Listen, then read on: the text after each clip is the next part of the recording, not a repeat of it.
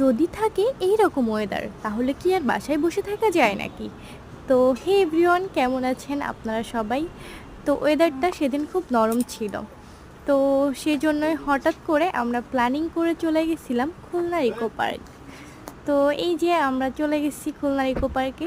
তো ইকো পার্কে যেয়ে এই ঝাউ বাগানের ভিতরে যেয়ে আমার ফিল হচ্ছিল যে আমি মনে হয় কক্সবাজার চলে আসছি।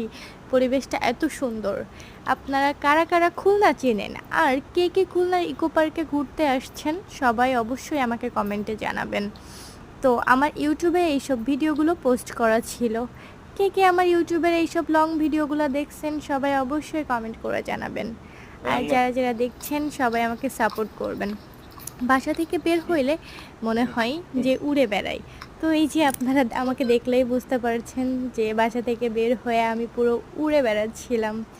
তো যাই হোক, সবাই আমাকে সাপোর্ট করবেন, ভালোবাসা দিবেন, লাইক কমেন্ট করবেন। আর হ্যাঁ, আমার পেজটা অবশ্যই ফলো করবেন। সো সবাই ভালো থাকবেন। সবাইকে টাটা।